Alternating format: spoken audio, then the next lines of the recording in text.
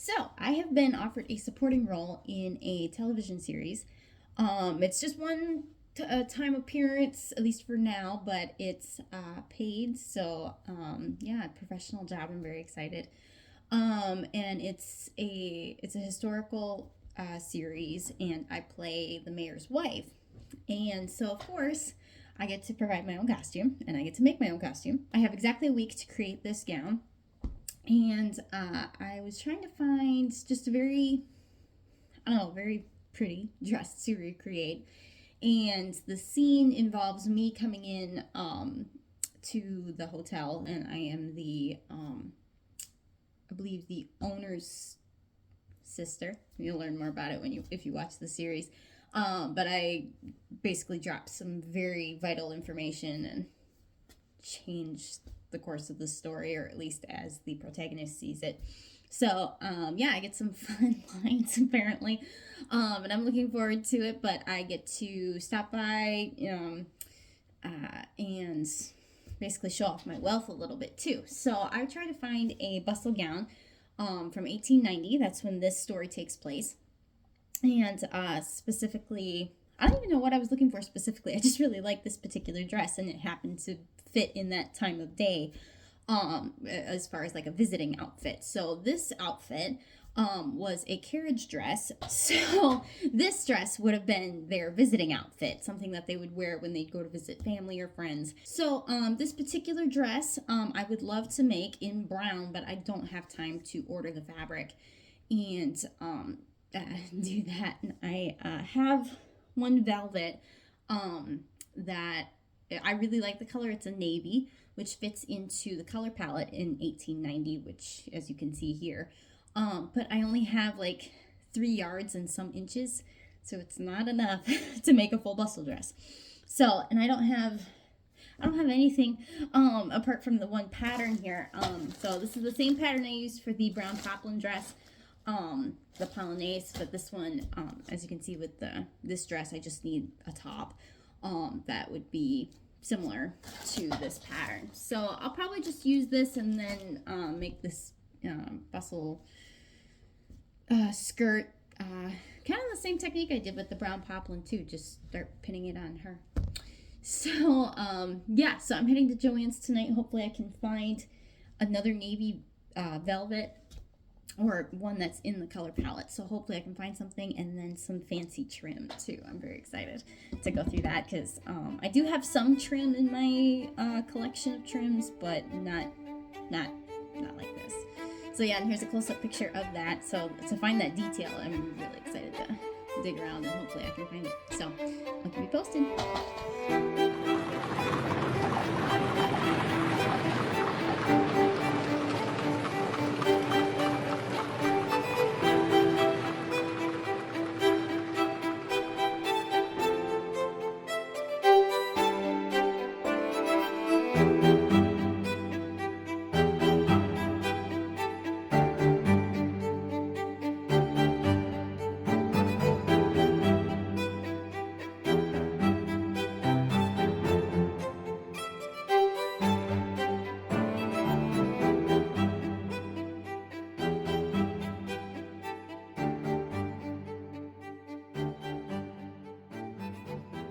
I made a decision. I'm going with the white lace here.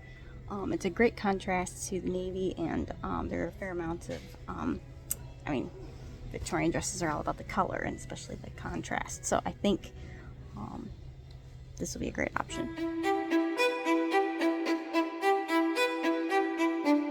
So yeah, just finished up. I mean, spent much of the day doing some outside stuff and taking care of our chickens and that kind of thing. So now it's a little after 4 p.m. So now I get to start sewing. I took some notes on all the parts of the outfit that I need. So the first thing I need to make would be the blouse, then the skirt and the overskirt, and then a hat that I would like to pair after this sketch from a hat from 1890, and then a little purse. So like kind of the type you see on Little House on the Prairie, the little drawstring bag kind of thing.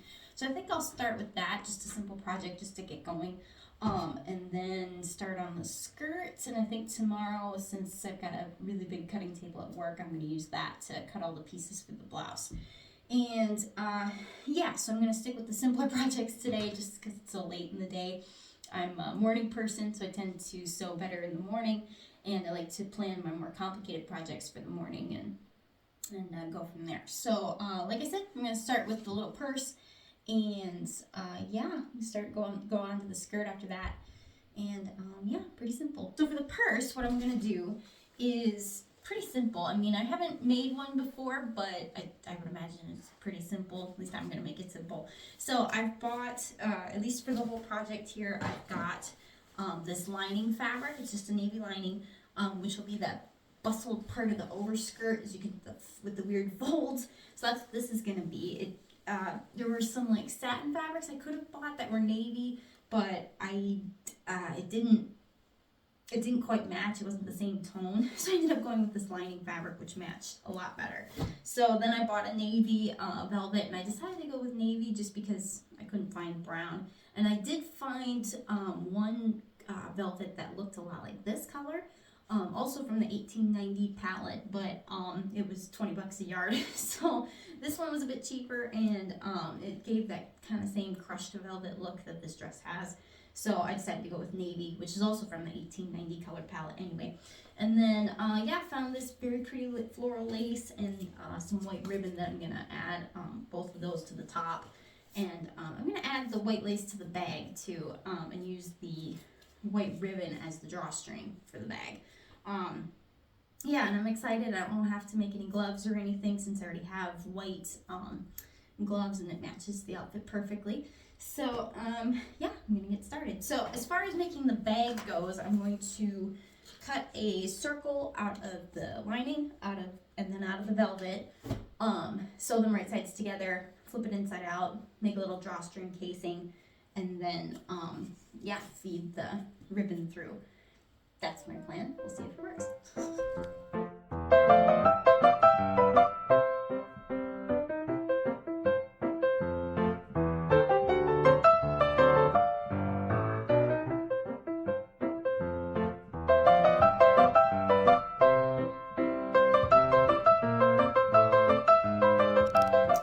So I have found that the easiest way to create a perfect circle in sewing, as far as cutting out fabrics and whatnot, is to it's like a two-step process. With the bag, it's gonna look like this. So it's a drawstring, so it's a circle laid out, and then once you pull the drawstring, it cinches up into that bag shape.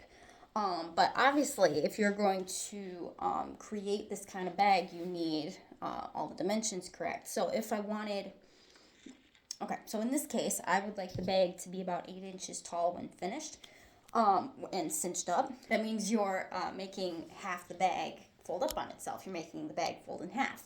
So if you want it to be 8 inches, you need a 16-inch circle plus a seam allowance. So in this case, I'm cutting a 18-inch square. So what you do to create the circle shape is fold it in half,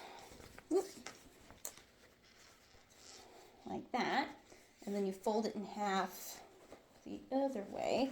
So if you have an 18-inch square, you now have a 9-inch.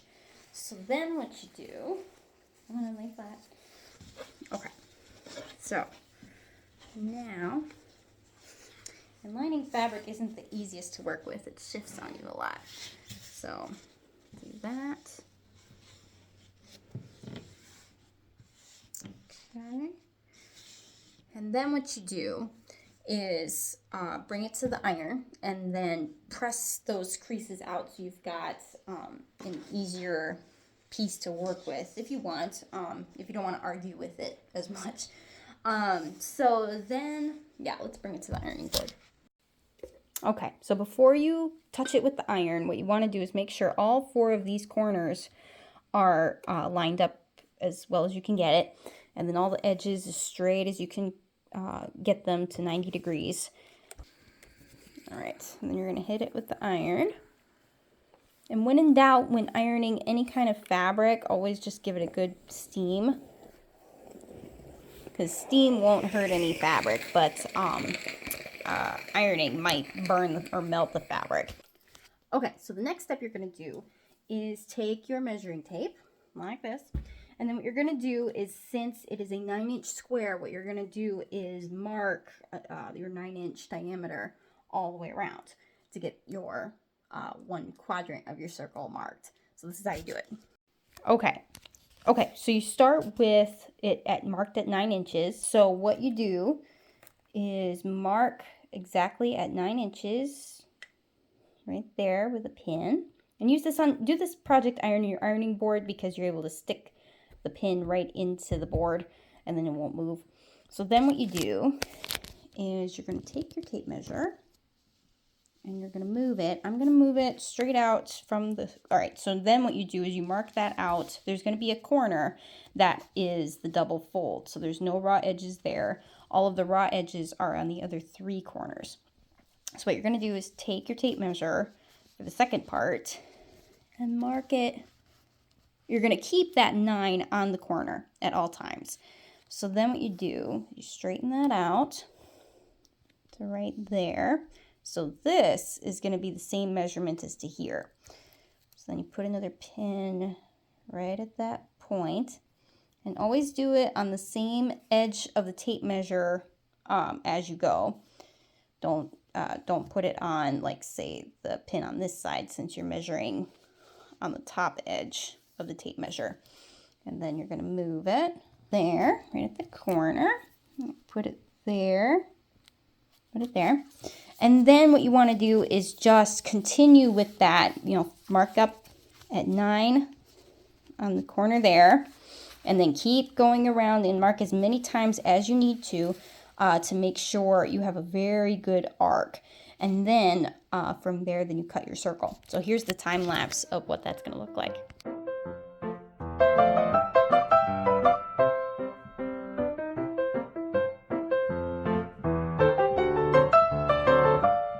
Step is to take your scissors and cut along that pin line. Now you can mark it with chalk if you're a little more comfortable with that, but yeah, you just move from pin to pin and just go very slow with the scissors and take your time. So yeah, I'm going to do that now.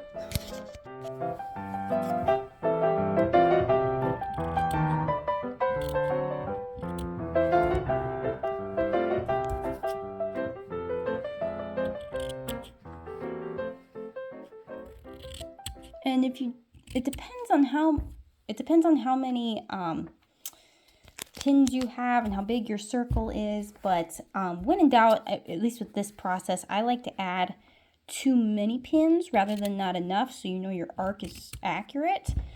And then you always know that you're going to go in a perfect line. So you can already see we're getting our circle here.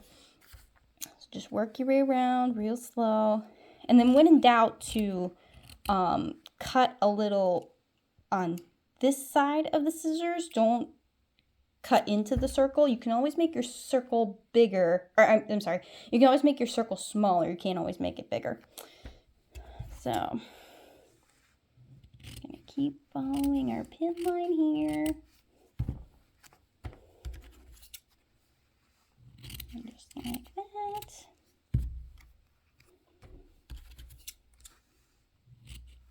Alright, and follow that out. Did that come off? There we go. Alright, so there's the grand reveal. So then let's open it up. Alright, so we've got our quadrant circle. There it is. So then if we open up that quadrant, we've got a circle. And let's check to make sure it's 18 all the way across, and you've got those nice crease lines to follow to make sure.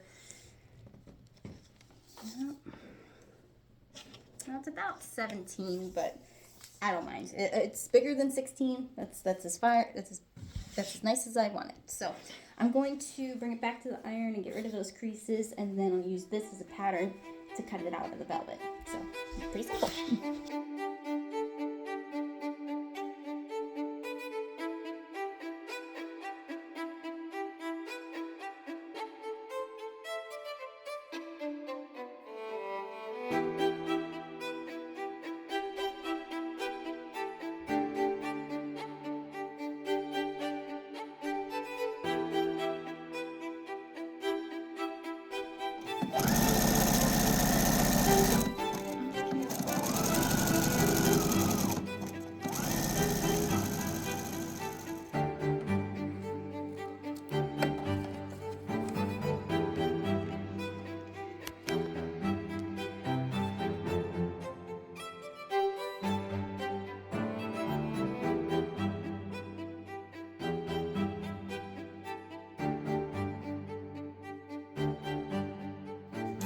Okay, so now I have sewn the two pieces together, right sides together, about ½ inch away from the edge. Then I flipped it inside out, and then I sewed the hole closed.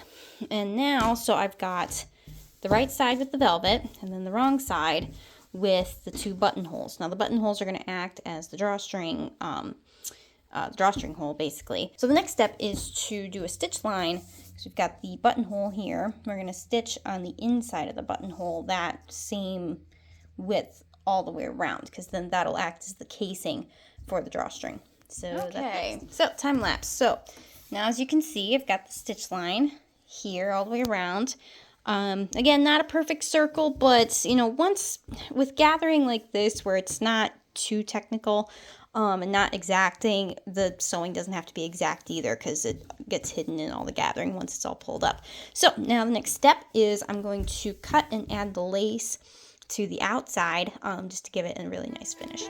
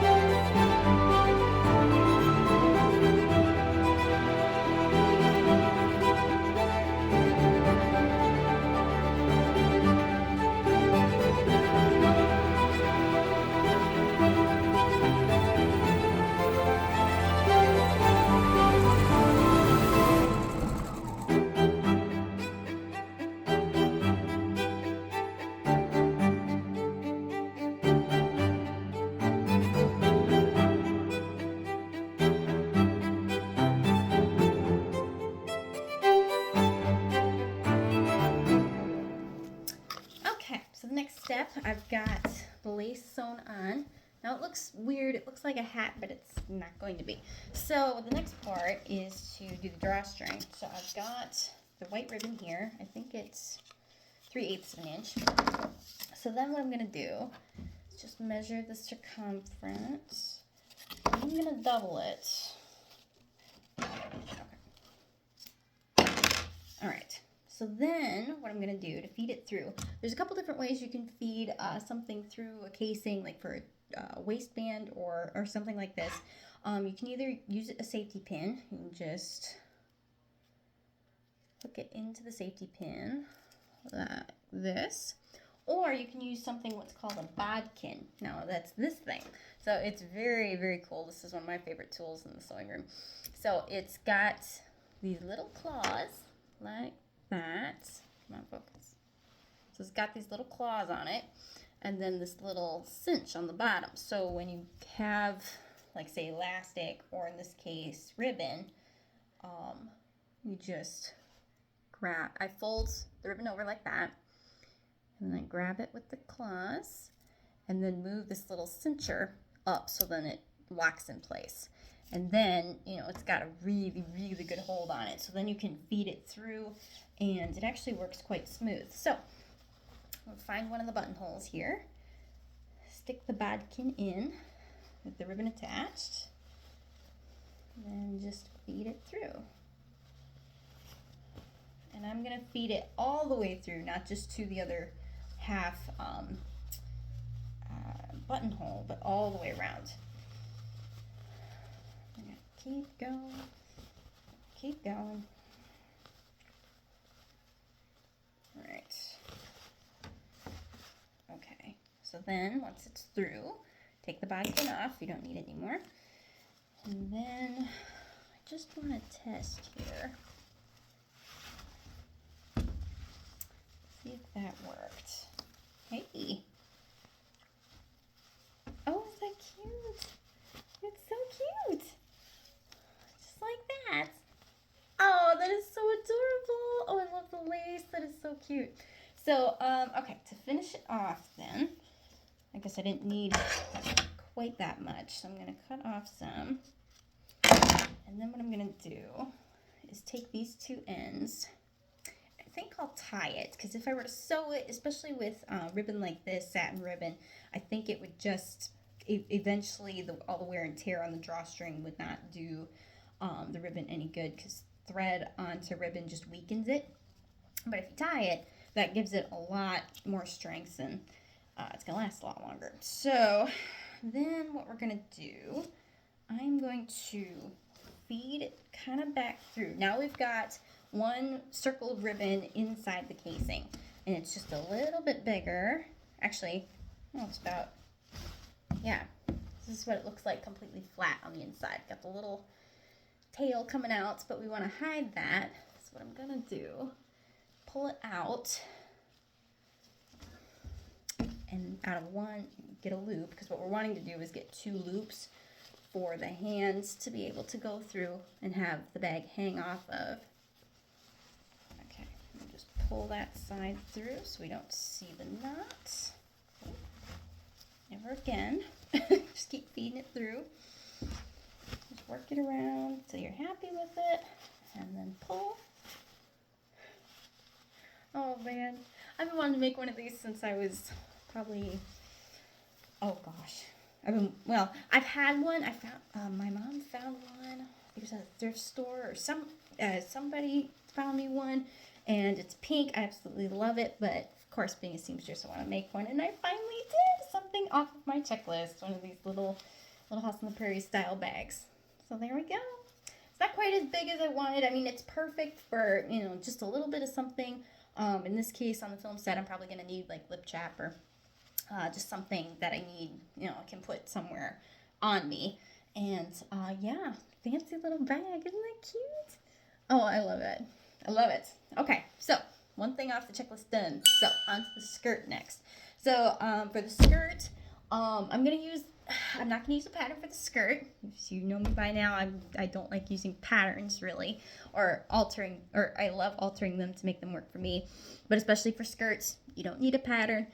In this case, since this dress is highly bustled, you know, it's got a big bustle butt on the back, what I'm going to do is, since I don't have a pattern, is just take the velvet, put it up on the mannequin, and start pinning. So, with the, I have a mannequin here with the bustle already on it, so I can work the fabric around that and get it to work. So, yeah, so that's the next step. That's the next project. Here we go.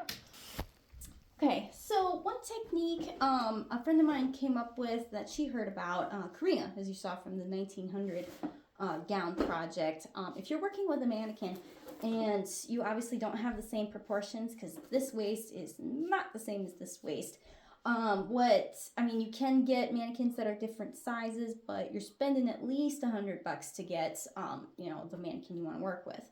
And if you're like me and you have clients all the time everybody's a different shape, you don't want to spend potentially thousands of dollars on mannequins if you're, working with a lot of custom projects. But Karina heard from someone that if you have a regular mannequin, you can add padding to it. So in this case, I've got all of this batting here. So you just take it, tack it on, and then you pad it to the size that you need. So in this case, I believe the waist here, let's see, 25 and a half. So, and there are, on good mannequins like this one, there are these little dials you can adjust and make it expand and that kind of thing. So in this case, you can expand the waist to at least kind of help you get to the right size. You just keep turning the dial as you watch it expand. There we go. So this might help me because I'm a little bigger than the mannequin, but it's not quite right. So I don't know if turning the dials will help. I hope it won't in this case, just so I can try the padding technique, because I haven't tried it yet, and I always thought that was fascinating. So, turn the dial down to expand. Okay, so let's see. For the finished measurement, because I'm going to have all the undergarments on too, so that adds a lot of padding. So I'm just going to, even though the corset will take me in a little bit with all that extra padding, I'm probably going to end up exactly how I am without anything on. So I'm going to go 31. So then, let's try, oh, okay, that brought it, expanding all the dials brought it up to a little over 2 inches. but I'm still 3 inches shy on the waist here. So what I'm gonna do, oops, so excited. Okay, let me grab some pins here and start pinning. Yeah, because I've heard of this technique, but I haven't needed to use it until now. And make sure too, if you're gonna be working on a project where, especially like a skirt, make sure you get the mannequin the same height so that you're working, you know, in the same proportions height wise. So then get that up there, get it on. Okay. Oh, and right, and I'm gonna have high Victorian shoes, so it's gonna be a little taller than what I am right now because I don't have any shoes on right now. So I'm gonna make it a little taller than what I'm at right now. So, oh God, those are really high shoes. Okay, so let's bring it down just a little. There we go, just like that. Okay. There, that's pretty close. Okay, so now we get to do padding. So if you're like me and my mom, we do a lot of quilting, but we end up with a lot of extra batting pieces. So I'm going to do that. Come on now. Sure, it'll work. All right. So we might have to do several layers here. All right. Then just work another piece onto the side here. And after I get this piece on, I'm going to measure, see how close that takes me. Okay.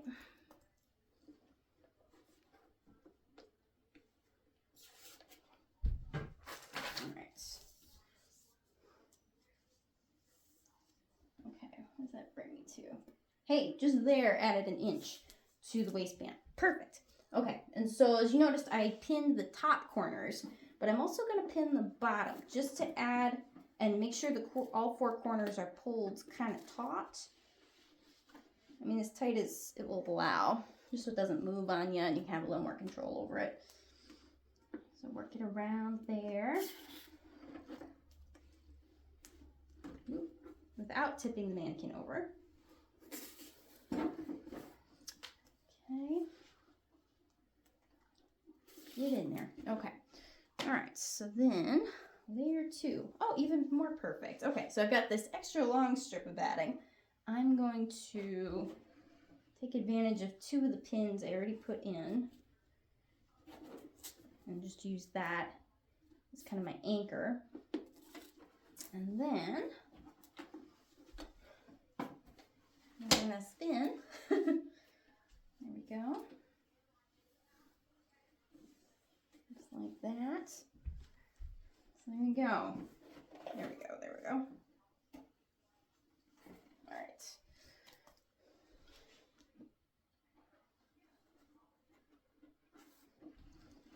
Okay. There we go. And let's try that. Oh, that added 2 inches to it. Okay, so we're well on our way. All right, so 30. Okay, this should bring me up to 31. So actually too, with batting, it kind of sticks to itself too. So you don't need to go crazy with the pins. I'm learning stuff as I go too. So let's see what that does. Perfect, there's 31 inches. So now as far as the hips go, I don't think we'll need to worry about it since we're kind of flaring the skirt out just a little bit. So the waist is the only measurement I'm concerned about. So here is my bustle cage here, collapsible so you can sit in it. All right, so then we're gonna put, come on now. All right, so we're gonna put that right at the waist, center it on the back. I love this batting technique, that is so slick. Okay, all right. So there we go. So now the next step is to get the fabric for the velvet skirt on and pin to make it look like the original. So here we go.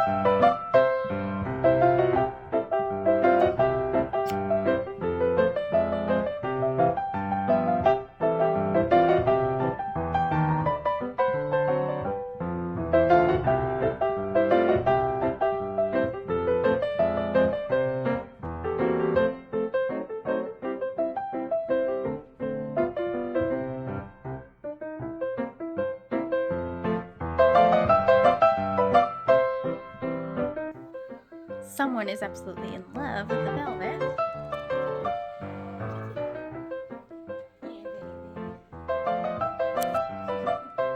My little visitor. So, let's see. So I serged and sewed the side seam and left a gap for the to be able to get in and out of. So here's the front, and here's the back. Big old bustle butt. So obviously you have to hem it yet, but that's an easy thing. And add the waistbands and then start working on the overskirt. So yeah, I think I'll do the waistband first because then I can secure it and to the mannequin, and then I'll cut and for the hem, and then start working on the overskirt. So yeah, because always in sewing, this is one rule you have to follow: is work from the top down and the inside out. Because if you're messing with something, let's say at the neckline, and the hem isn't right, if you fix the hem and then you go to fix something at the neck or whatever the problem is, usually that the any sewing issue gets pushed down. So if you fix a hem, hi Kitty, he really likes this velvet. He's so cute. Aren't you cute? So if you're working on the neck problem, all the problems tend to shift down. So if you fixed your hem problem and then you go to fix your neck, you're going to end up with another hem problem again. So in this case, I'm going to start by putting the waistband on, secure that, put that on the mannequin, and then cut to the right length. And then the skirt will be done, apart from the overskirt. So that's what's next.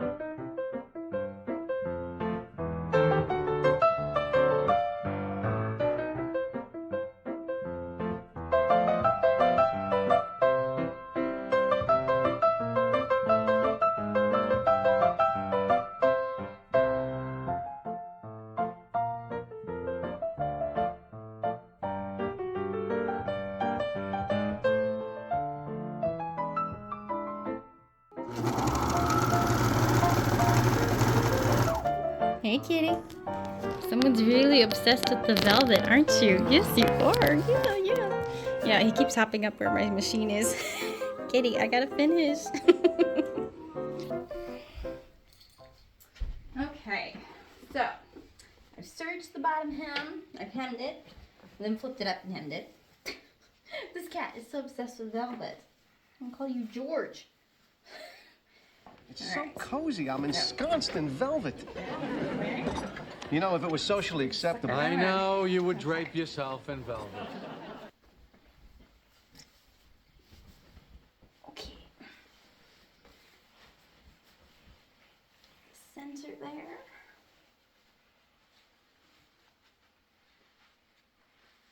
All right. So there it is. Ooh, love that. Very cool. So, yep, I'm going to be up on heels, but, gosh, I'm going to have to try the shoes on tomorrow and see if I need to hem it even more. But, no, I think I might. But it's not bad. It's a bit long, but in carriage dresses, since they're meant to be outside and withstanding a lot, they were just a tad shorter than most skirts. So, yeah, I think I might have to hem it a bit, but not tonight. I am tired. So, and I'd rather try it on with the shoes before I make that judgment call anyway. But I think we're coming along here. So between this and the bag, it took me just under a couple hours to do. So, yeah, not too bad. Now, it is, what day is it today? Monday. And I got my goal done as far as my clients go. So now I get to cut the blouse for the carriage dress. And yeah, very excited. So here we go.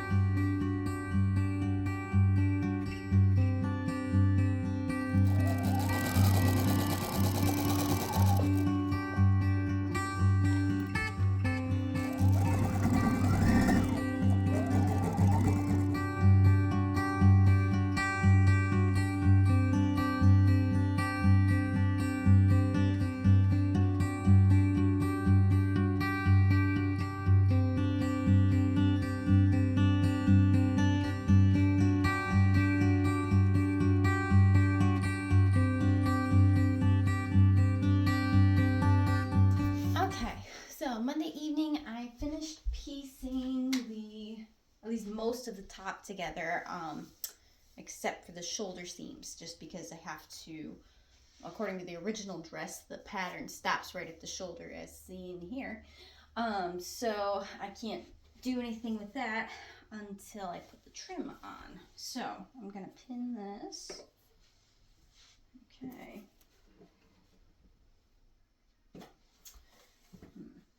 And I have to restyle the bottom hem too, because it shouldn't have this big of a flap.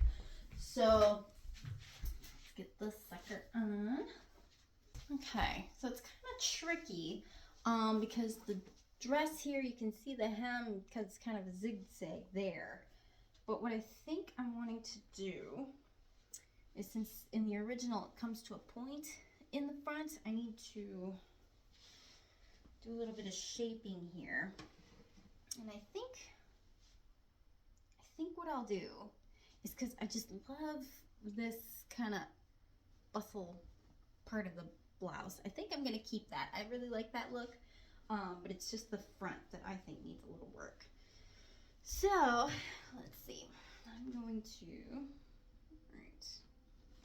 pin that so the front is straight.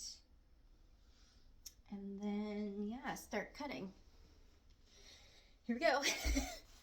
Okay, so now is the fun bit. So we've got the lace. All right, make sure you're using the correct side up. Okay. All right, now for the front piece.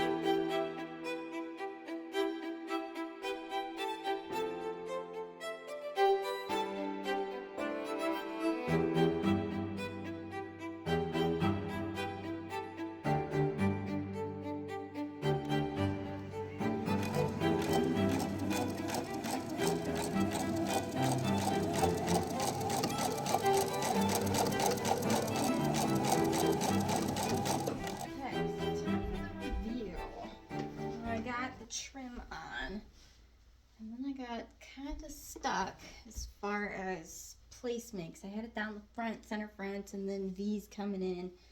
But something didn't quite look right, so I had my mom take a look at it, and then we worked through it, and I think we got it. So there we go. 'Cause I love the V aspect to it.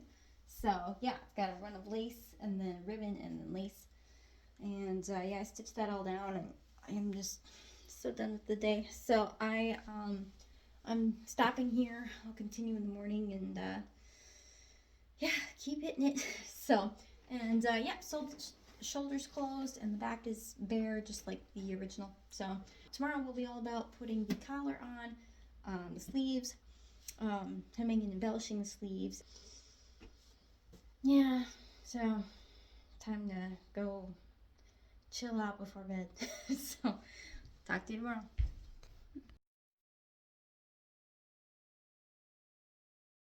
Okay, so it's Tuesday afternoon, and yeah, I'm just finishing up at work here, so then I'm going to head to craft store on the way home and pick out some accessories for the hat. Now, I have these two sketches of these individual hats from the year 1890, which is when this scene that I'm in is taking place, and I can't pick which one I like, and it doesn't help that I've got very odd I picked up I bought these different hat forms years ago, and actually, I don't know, I'm just having a hard time deciding between which shape to begin with based on the forms that I have. Now this one, which I've kind of trimmed down, I didn't want to do it on camera because I haven't done that before, but it did have a wider brim, but these are all the cutoffs from that, and I don't know. I don't know. It feels more. That one feels more 1940s to me. And these, and obviously there's gonna be. Yeah, this is too big. I don't know. And you can trim forms down too before you put the fabric on them. I'm just nervous about which one to do because I haven't done that many hats, so I'm wondering if the craft store will tell me which hat I can do based on what I can find. So, because if I choose, one that more resembles the smaller hat, but I really do like the big ostrich plumes on the big ones. So maybe I'll do a bit of a combo. I don't know what I'll find, but we'll see what I'll find. I'll keep you posted. So here we go. Okay, so it is Tuesday evening, and I just got home. Got some interesting stuff from the craft store as far as feathers and everything goes for the hat, but I just don't feel up to doing that tonight. So I'm going to save that for the morning, but tonight I'm going to finish off the top, or the blouse, excuse me. Last night I actually put the sleeves on once I got my pajamas back on, and I'm like, actually I think I could go sew a little more. So I just ended up putting the sleeves on and then trimming off all the threads. Here's the finished decoration for the top, and yeah, I really like how it came out. It's like there's a V to mimic the original, and yeah, completely blank on the back as far as decorations and whatnot. But next is adding the facing to the inside front, so this is more stable. I'm just going to be using the lining fabric, and yeah, then finishing off the bottom hem of the blouse, and I think I'll bring this. We'll see what I'm gonna do with the sleeves tonight if I do anything, because most of my sleeve hemming equipment's at my office. So yeah, hem this, then start working on the weird bustly overskirt thing. So yeah, follow along.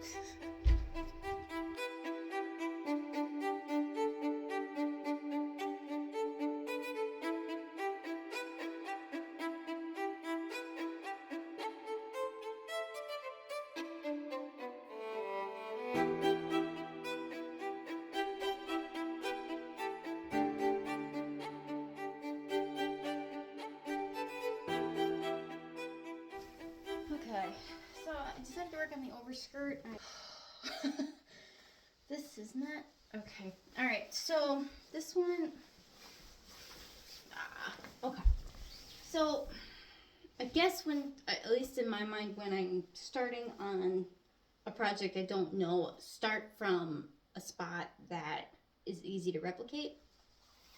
So we know that with the overskirt, it hangs about here, kind of comes up over the hips, and then circles back. God help me. Okay. All right. So.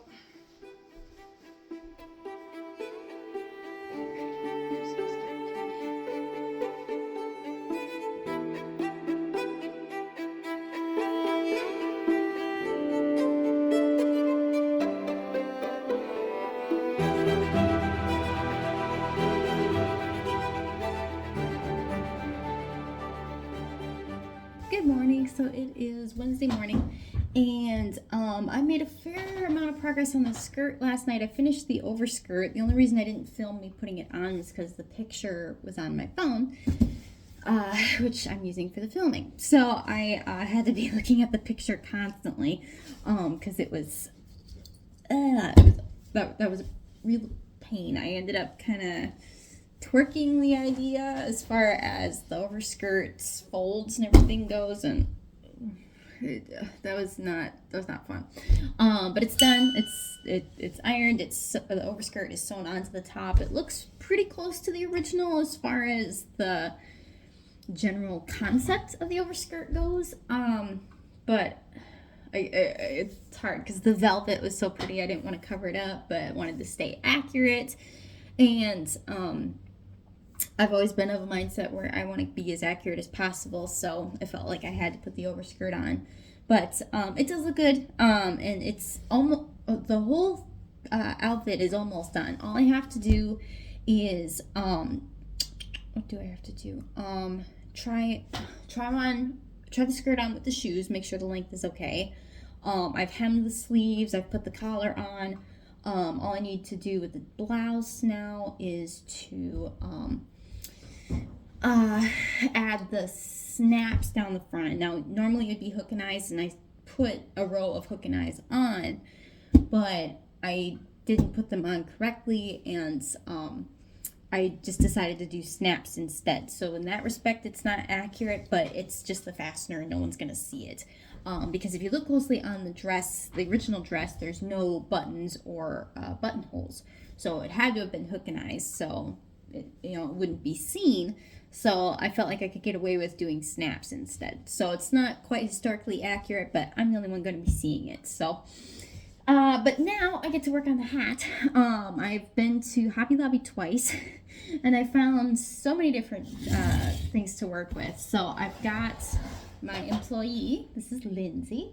I've had this head since I started my sewing business right out of high school. So if I bring her to craft shows, a lot of people are startled by a head on the table. But for projects like hats, where I need something other than my head to work on a hat, I've got something to put it on. So, but I'm going to start working with this hat form in particular. And it definitely needs a few things done to it, because it's right now, this is what it looks like. So nothing like the original picture is seen here.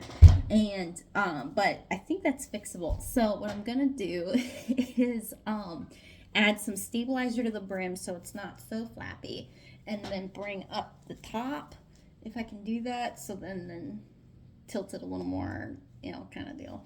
So, and then add the velvet, and then as far as like the toppings go, I've got a couple different things here. I've got some fake ostrich feathers. I got these, and I got another pack of them too, so I'll be able to cover that. And then that'll look cool. And then there were some flowers on the hat too. So I think I might try and make some fabric flowers. But if I don't feel like doing that, these little navy poppies worked really, really well with the velvet. The color is almost exactly the same. So here's the velvet fabric, and then there's the flowers. So I thought that matched pretty well. We'll see what happens here. I'm really nervous about this hat. Last night and this morning I was on the brink of just quitting the hat idea, because I've only made a handful of hats and I've only worked on a handful, but I'm gonna get over that fear and do it anyway. So yeah, so we'll get going with the hat.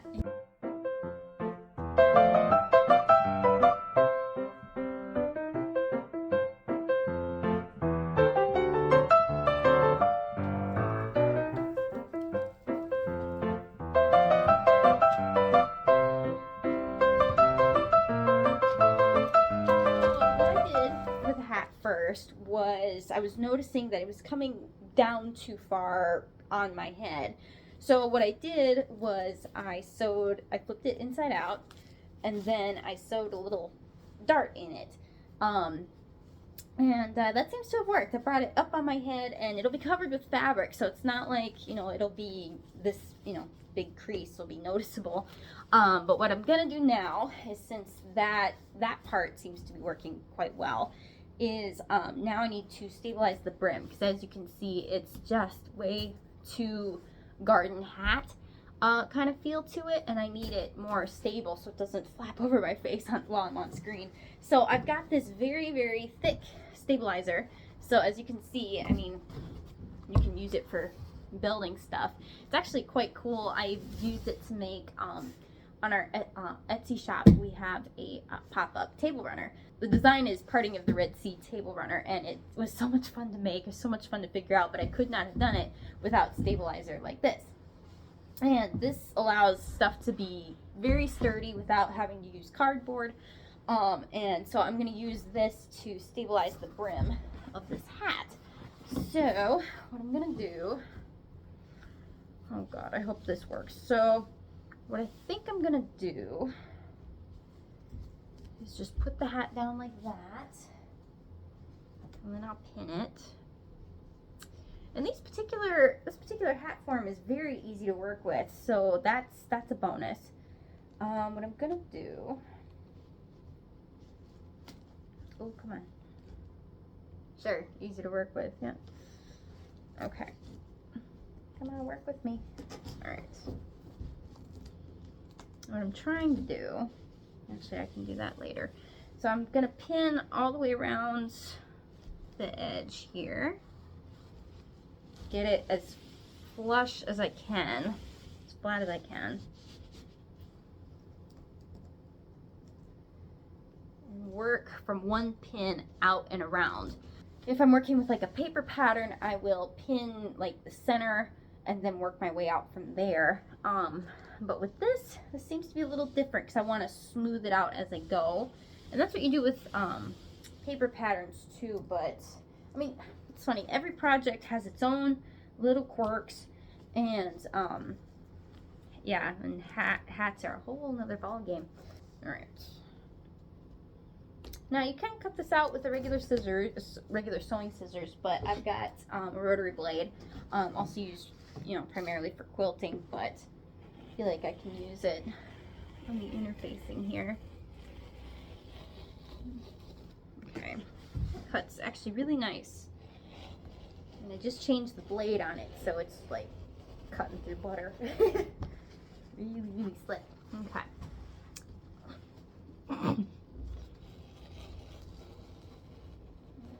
Okay. All right. Push that over there. Okay. So now we've got this and then that. So what I'm gonna do to get, because obviously my head needs to go somewhere. What I'm gonna do, yeah, I should probably stitch. I'm gonna stitch around the edge just to stabilize it. But for now, what I want to do is get in there and snip the hole, so like that.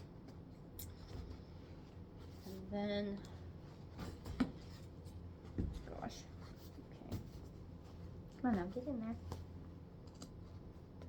And with the hat form being kind of see-through, I can see where I'm cutting, so that's pretty slick.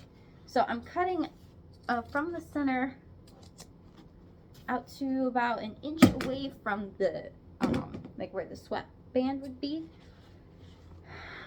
Because what I'm gonna do is fold all these little flaps up to the inside of the hat, push them up, but I need to be able to get in there and see what I'm doing.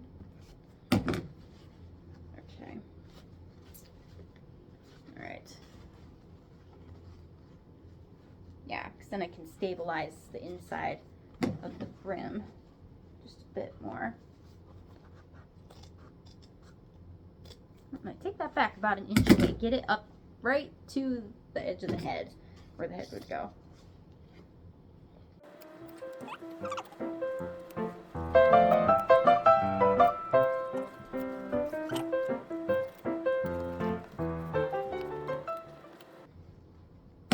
Okay, now I've got this, and there's a whole bunch of little fingers. So what I'm going to do is shove them up into the hat and then tack it somehow into the hat itself.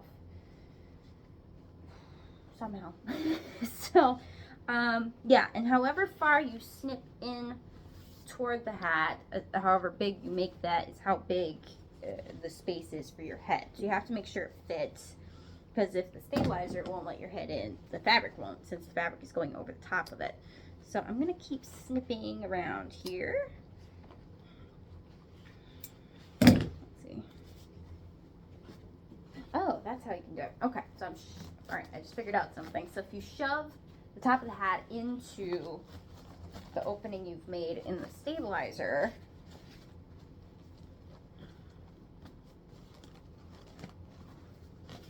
okay, yeah. Right, and then if you can get the rim flat again with the stabilizer on top, yeah, just like that. Now let's try it, see if I can get my head in. Ooh, I can't fit my head, so I have to snip the stabilizer a little more, just to allow my head a little more room. And my head is bigger than normal, at least that's been my experience up until I tried on one of my boyfriend's hats, and he my head drowned in it. I was so happy. It was so great. Okay, so I'm going to, let's see. Right. Hey. It's like a Dr. Seuss hat. Okay. But we're getting to the right idea here, because now it's flexible, it's movable. It's exciting. Okay, cool. And it's just a little snug. I'm afraid if I leave it on, it's going to give me too much of it might give me a headache, because it's just snug enough now. But I want a little bit of a wiggle room, because you don't want a hat that's too tight. Okay.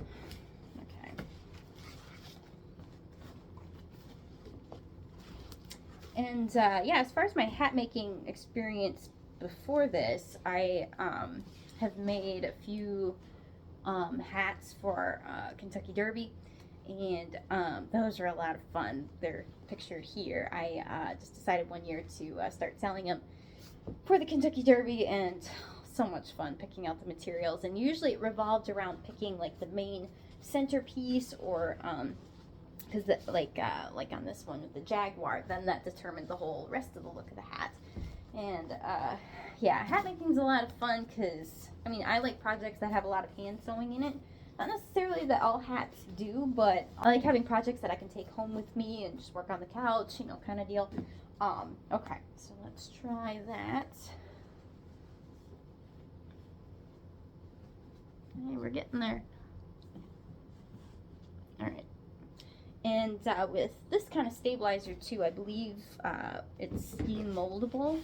So if you add steam to it and then shape it to how you want it, it should listen to you. So I'm gonna keep, because it's still a little snug. Okay. Oh, better. I can go on my head without much fuss. Very cool. All right. Alright, I'm going to snip just a little more, because with my hair being down right now, it fits. but I'd love to be able to get it on even if my hair was in an updo. So let's try that. Okay. Oh, much better. All right, I think we're getting it. Ooh, it's exciting. Okay, so the next part, what I'm gonna do, what I think I'll do is I will run this on the sewing machine. I'm gonna run it around the brim and then probably up the darts too, so then that'll really stabilize the top. I'm just kind of figuring this out as I go. So, boy, and it's funny because there are so many times when I have client projects in the queue that, I mean, it doesn't happen very often, but every so often I'll get a project that I'm just like, ooh, and I'm scared of it. And I will just finally tell myself if I don't do it, you know, it won't get done. So I just put on some good music, I tackle it, and it works out great. I mean, in one case, the most recent project, I mean, I don't know, right now I'm working on a camper cover that is, a pop-up camper cover that is, it's huge. I mean, it weighs quite a bit, and thankfully I was able to get it down here in my workshop, and yeah, it's going really well. Once you finally just start it, I keep proving this to myself, but I don't seem to listen.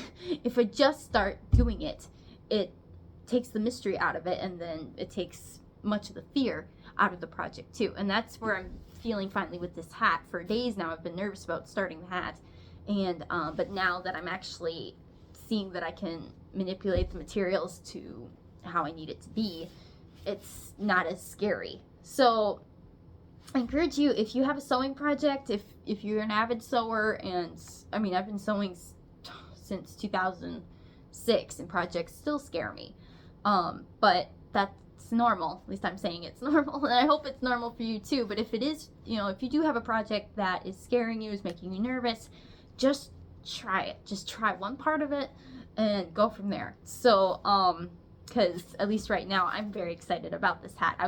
I was determined to give up this morning on it, but I got some encouragement. Just do it. Just do it. And yeah, I'm not as scared of it now. Now that I see I can get it to work for me, it's not as scary. So I encourage you to try that project you've been working on not being afraid of, and just do it. So, talk to you soon.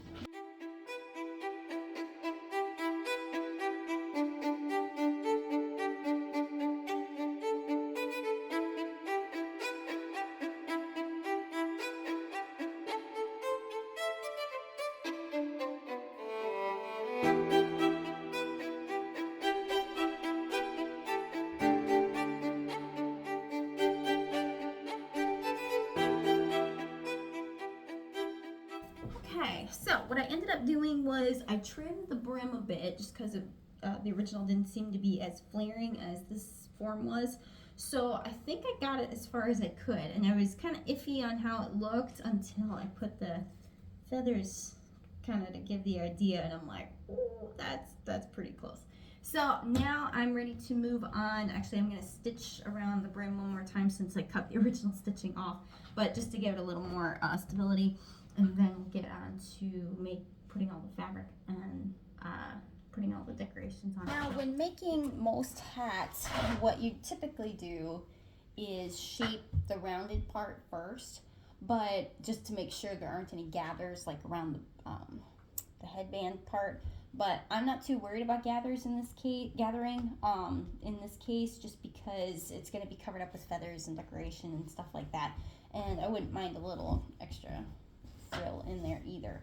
So what I'm doing, let's see,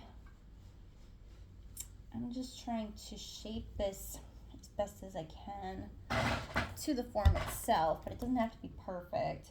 And what I'm doing too is I'm draping way too much over all around the sides so I can tuck up and inside the hat so my head isn't directly on the stabilizer. Okay. And before you pin, make sure that the fabric isn't pulling on the form itself, because then that, you know, all the shaping and correct sizing that you've done will have gone to pot. Okay, so here we go.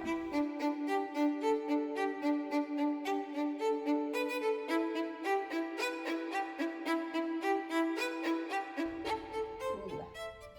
And I like what's happening here. So once I finish the 4 quadrants bit, now I'm just gathering the remaining bits. So as you can see, here's the brim. I really like all that gathering effect. I think that's really cool. Okay. All right. So it looks like we've got the top part of the hat done and pinned. Look how that looks. So I'm going to try it on. Okay. I like how it feels, but I know how it looks, but I think it'll be fine. Okay, so then the next step, put it all to the inside, just like a bowl, and then start pinning this side of the brim.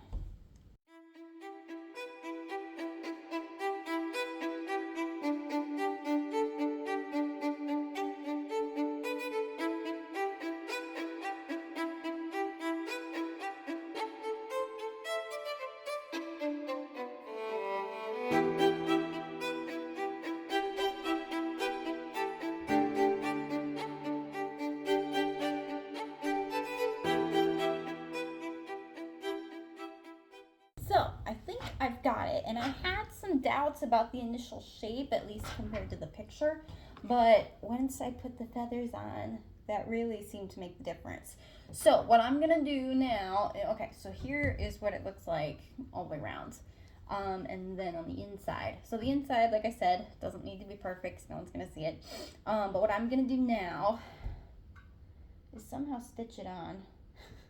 I think I'm gonna go by hand, because if I were to do by machine, because I've got it pinned on the inside and the outside of the hat, and I'm afraid I would hit them with the machine, and no, I just don't want to get yelled at by my machine cleaner. So I am going to start stitching the hat by hand with a matching like upholstery thread, just because regular thread, yeah, it'll hold, but I would rather have something quite sturdy since this is going to be used a fair amount.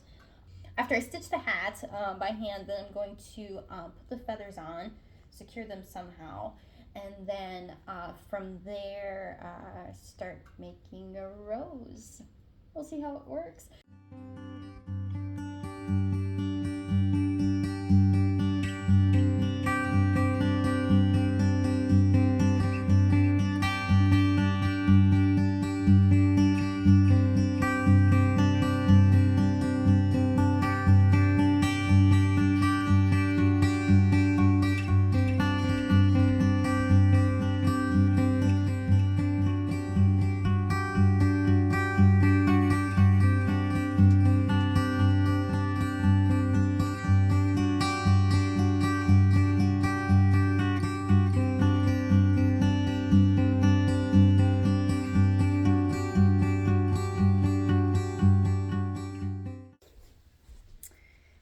Okay, so it is Wednesday evening, and I'm home, and I'm just working on the hat. I'm starting to, as far as like the decoration and stuff. So, here she is so far. The feathers aren't attached, but I'm finding it really interesting because, like the picture here, it looks like there's at least 2 feathers, and well, just a general design rule when working with anything is odd numbers look the most aesthetically pleasing. So I'm gonna go with 3 feathers, and I'm finding that each feather has its own personality, its own direction that it goes. So and I haven't worked with feathers before really, other than like down pillows, that kind of thing. So this is a new experience. So I've got this upholstery thread. So what I think I'm gonna do is basically just tack it into the hat, and then see if I can, tack the stem in, and then bring it around and tack it to the hat to make it look like the picture. And very gently, because these were not cheap. So, and then after that, I'm going to try making some velvet roses, and maybe out of the lining fabric too, whichever one looks the best. I don't know. I'll play with it and see. So, yeah, we'll see how it goes.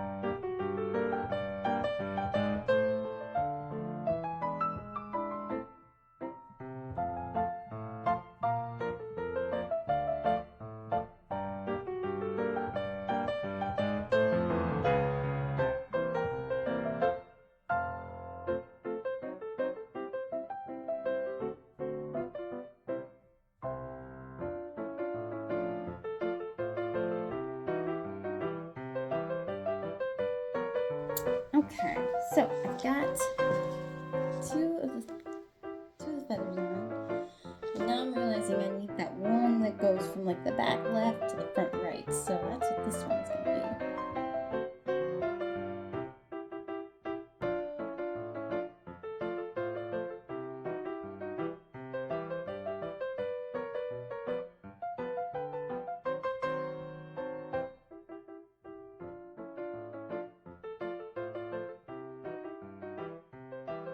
Okay, so I've been futzing with the last bit trying to figure out how to make a fabric rose, and I'm tapped out. I am just so done with the day. I mean, it's after, oh God, it's after 8 o'clock. I'm so tired. I still gotta sew on all the snaps down the front of the dress. I am just, what I'm gonna do with this is, shoot, where's my... I don't know where I had it. Where'd it go? I'm just going to take the flowers that I bought, the little poppies, and pop the flowers off, and then just put them on, because I just have no, I'm just so tired. So I don't want to stress about it more than I have to. And the hat looks really good. It's really close. The flowers, you know, they're not roses, but they match. And I wish I wish I had the time. I just don't to make the roses. I feel really bad that I can't. I mean, that I don't have time to make them. I just, yeah, no, I'm just done. So I'll sew these on. I'll show pictures in the morning, and I'm just going to go get into my pajamas and just sink into velvet and flowers and thread and just relax. I mean, relax as much as I can. So it is 10:45 on Wednesday night, and everything is done. The skirt is done, the blouse is done, the hat is done, and the purse is done. I'm so excited. I just wanted it done before I went to bed because I'm so exhausted, but I didn't want to have to think about it tomorrow because I'm going into work and got to finish that camp recovery. So, I'm not going to oh, it's hard. I want to show it off, but, no, I'm not going to. So, I'm going to give you the full effect. So tomorrow is just a regular day, Thursday, but Friday is the film shoot up in, with the location. So, yeah, my lines are memorized. I've been rehearsing, and, yeah, it's an interesting combo. It's, as far as the character goes, it feels like, since it takes place in 1890, it feels like a combination of the mother in Far and Away. Shannon, the ladies and I would like you to play the piano. And Sheila Carter on Bold and the Beautiful. It's good, of course you do. Finn loved you. And his son very much. And I'd like to think on some level he loved me too. So that's kind of the feel of the character. That's kind of how I've been practicing. So, We'll see if that's what the director is looking for. I believe so. But I hope so. But I'm officially brain dead now, so I am going to watch another part of an episode of my favorite sitcom, and yeah, then go to bed. So good night, everybody.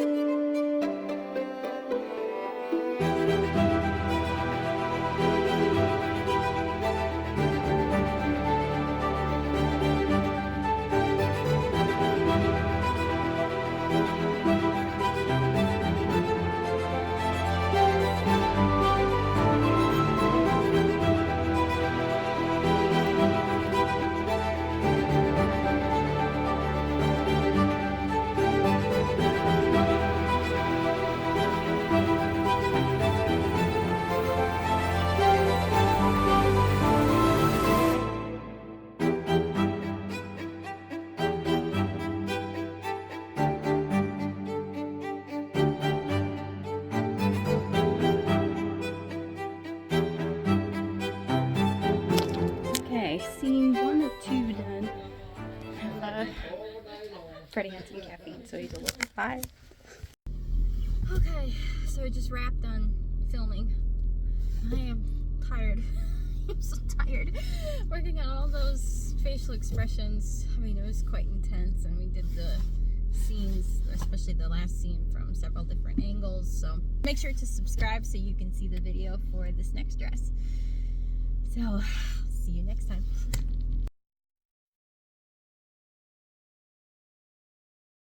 Hold up. Now, I thought I was done, but I have been asked to come back and reprise my role as Ursula Mays in the Union Hotel series. Today and a week from today, we are filming a masquerade ball in episode, I don't know, I think episode 4. So, yeah, this should be a lot of fun. I get to wear the same dress. And it's really sucky because I didn't get as much time to film me wearing the entire dress as I wanted to during the last film shoot. So I'll definitely have probably Karina film me with the full dress on so you all can see it. And you get to see some behind the scenes of Union Hotel series. So I'll keep you posted. And yeah, today should be fun. We're shooting from 8 a.m. to 2 p.m. and yeah, at Hearthstone. So it's perfect backdrop for a masquerade ball. So this should be very, very cool. And took like 3 or 4. Well, I sent you whatever one to do. No, not at all. Hello. Not many.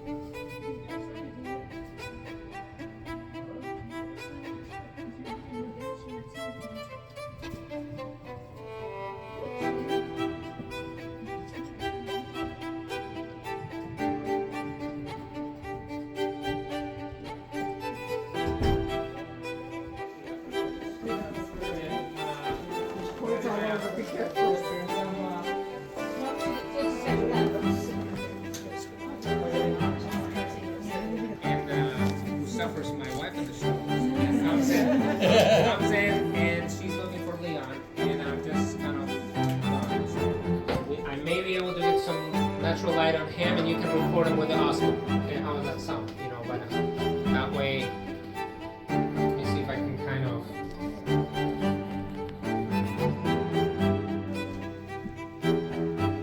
All right. To show their beautiful attire. You know what I'm saying? Like just go like that, and then run from bottom to top and stay on the top. And then that's when they distinguished and masked. Actually, not yet. Let's just say action first. Whenever my crew is You're right. Char's like, let's go.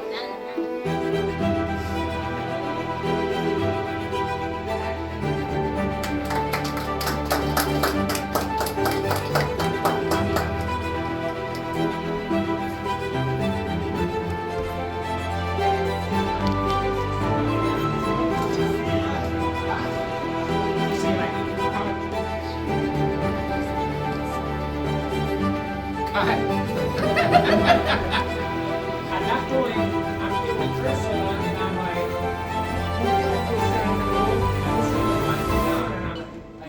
yeah, take the dirty ones and put it on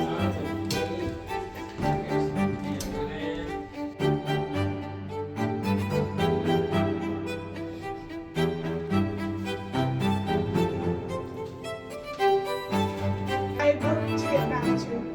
Good day, sir. Oh yeah, we'll hang out. Hang it, yeah, like that, yeah. Maybe we'll have you put the camera here first. You put, and then you do a quick shot, general shot of them both. And I mean, even if a line is forgotten, it doesn't matter because the mask is covering his mouth. So, all the way, you know, because it's red. You know. Don't worry about that part. Quick line later, but it's not something that we'll get this done. Okay, ready? We're out of here. Bronze statue first, and that's our action. Okay. Only you're gonna holding your hands. Shot still, so back one, you, just you, yeah. There you go. That's what he told me. Stay on the road. All right. And rolling, But not you. Camera's Can rolling. I give you a sign? action. Whatchamacallit, where is it? Oh, right there. Can we have you, Karina, come this way? You can stay there on that one. Yeah, all right. No, I I've got something to tell you. Sir? Sir? Got it. This is gonna be Osmo shot, okay, just to be practical. So, George, come on in. We got our new Osmo camera guy. Sorry, Dimitri. So we got. Kidding. So I'm gonna move that light in a minute, but essentially it'll be a continuation of the shot. I hear him faint, so I want you to catch me pushing her in the room, kind of like that. I need to. That's the perfect excuse, you know. Exactly. So that's part of the belief. So hold it there. I'm actually gonna. This is longer than the Atlantic Ocean. And then follow us, and then keep walking behind us, because I want you to focus on my face right before you reach him, of me pushing her out in, and you'll be like, oh, like your reaction, like saying, you know, like that, and then me turning around, keep focusing on my face. I'm kneeling by him, and just getting the camera right on my face and Giovanna, and that'll pick up on sound too, by the way. So, all right, rolling. So keep on the side for us. Rolling. And action.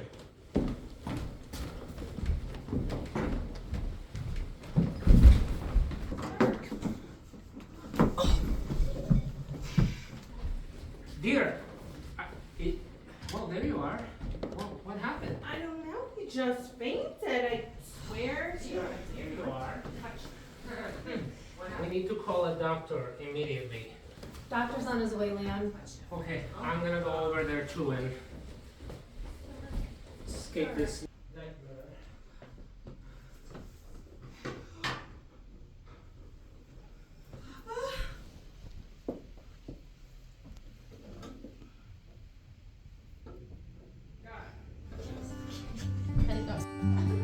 I wanna, since he's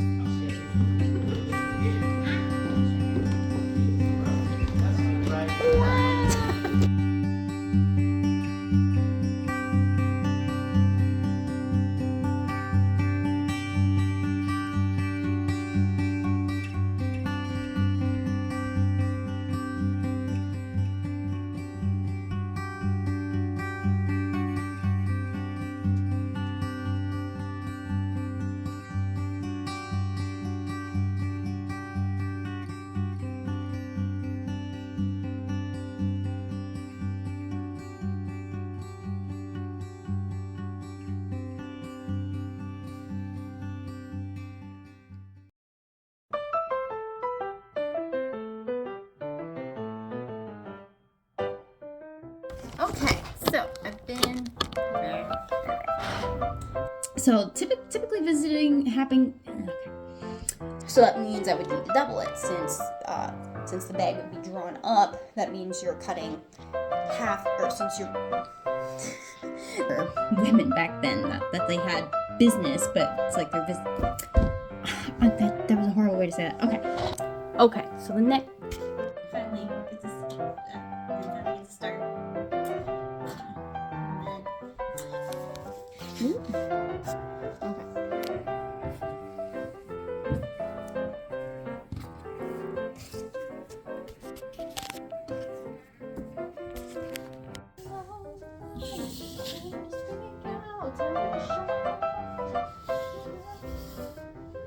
I got some interesting stuff from Hobby Lobby, but I don't. Okay, I got some interesting.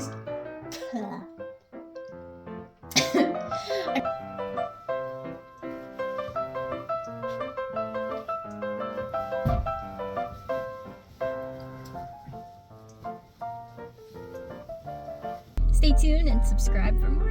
And just, So, if, so make sure to and then the roses. Excuse me. Okay, so, yeah, once I finish sewing the hat. Oh, God, excuse me. Anyway. Okay, so I'm gonna stitch the hat after I do that. After I stitch the hat. I like having, projects I can take with me to home.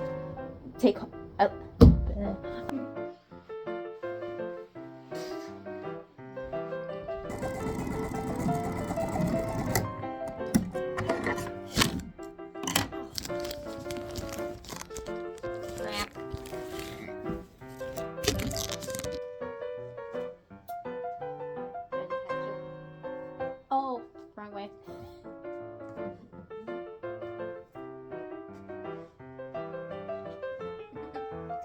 You want those shutters? You want those shutters closed again?